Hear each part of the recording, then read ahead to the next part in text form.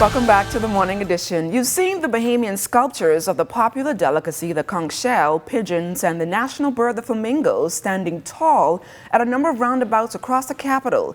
Those sculptures were designed and painted by the late Stephen Burrows, and currently, officials from the Bahamas Parks and Beaches Authority are doing all they can to preserve the beauty of the Bahamian art. Joining us live to tell us more about that initiative and a few cleanup exercises is Chairman of the Authority, Shannon Dawn Cartwright. Mr. Cartwright, welcome to the Morning Edition. Good morning, and good morning, Bahamas. So why was it so important for you and your team, I guess, to actually preserve these sculptures? Well, these sculptures, they were created by the legendary visual artist, Mr. Stephen Burrows, a great Bahamian patriot. So I firstly want to say thank you to the Burrows' family for their support during this initiative. But we felt it was very important for us to promote the Bahamian visual arts and these sculptures that have been donated by Mr. Burrows for over the last 30 years. So right now they're going through a restoration and beautifying project that we have. So we're looking forward to restoring them as well as lighting up the roundabouts on the island of New Providence. When did this project start? It started within the last month, and it's going very, very well. There are a number of sculptures, as Bahamians know, around the island of New Providence, and we will be restoring all of them over the next few weeks and months. How many sculptures? There's going to be a total of 5 sculptures that will be restored. And we're just looking forward to changing the environment, how it feels as Bahamians and guests alike drive around the island. Why was it so important for, I guess, Beaches and Parks Authority to actually do an initiative like this? Is it because we want to make, I guess, the capital more attractive for our visitors? Yes, but again, it's so important for us to promote Bahamians, Bahamian visual arts, Bahamians of all walks of life, not just the politicians. Mm-hmm. We believe that they are all nation builders. We are all nation builders, not just the politicians. And this is an opportunity for us to promote the life and legacy of Stephen Burrows. And speaking of Stephen Burrows, I guess you can tell Bahamian viewers a little bit more about who Stephen Burrows was. Well, Mr. Burrows, he worked at the Bahamas Electricity Corporation at the time for a number of years, and who saw it fit to donate these wonderful national artifacts, if you will, I would call them, at a time where things of this nature wasn't being done in the country. He dedicated his time and his money and his talents to ensuring that these sculptures came to life. Talk to us more about the garbage cleanup exercises that Beaches and Parks is embarking upon.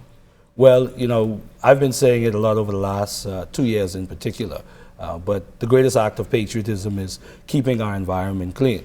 But we wanted to provide numerous outlets to ensure that persons have the ability, Bahamians have the ability to discard their litter, their garbage, and so that we can eliminate the indiscriminate littering and indiscriminate dumping around the island. So we have initiated a project where we will be installing some 135 receptacles at bus stops, at other strategic spots around the island of New Providence. How's that campaign going so far? It's going very, very well. We're going very, very well. And we want to do whatever we can to encourage Bahamians to keep our environment clean and not to deface this beautiful country that we have. So you think that these receptacles would actually work in terms of getting the message out there to keep our surroundings clean? Or Absolutely. We see it working, particularly at the bus stops where obviously people congregate.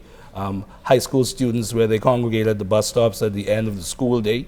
Mm-hmm. And so already it's having an impact around the island of New Providence. Now I know March is Environment Month, perhaps, I'm sure. Are you able to give, I guess, Bahamian public a message to keep their environment clean for that particular month, which is coming up soon?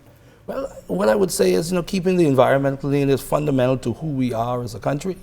It gives us a sense of pride. Definitely when tourists visit our shores, it says to them that this is a people who have a lot of pride in themselves, and it isn't about just the usual acts of patriotism, whether it be some other forms of cultural expression or alike, but just making sure that people see that the Bahamas is a beautiful place where people are committed to keeping the environment clean.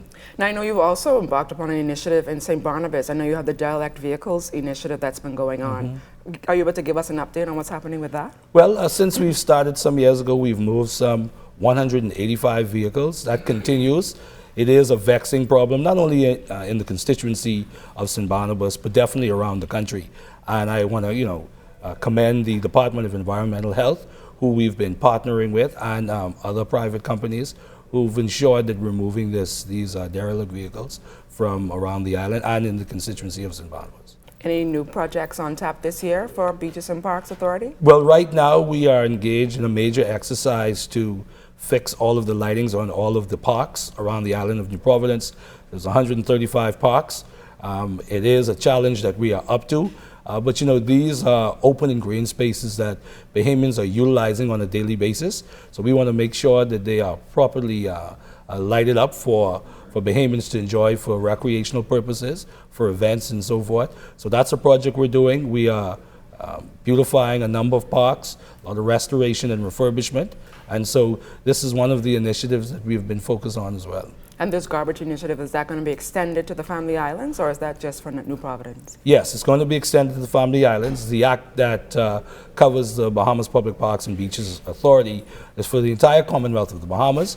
Obviously, there are budgetary considerations and limitations, but we are going to be working with local government to ensure that these exercises that are happening in New Providence happen throughout the Family Islands. Shannon Dawn Cartwright, thank you so much for joining us here on the Morning Edition, and best of luck as you spread the message to keep our Bahamas clean, green, and pristine. Thank you so much. Thank you very much. Pleasure. Stay close. We've got more right after this. You're watching the Morning Edition.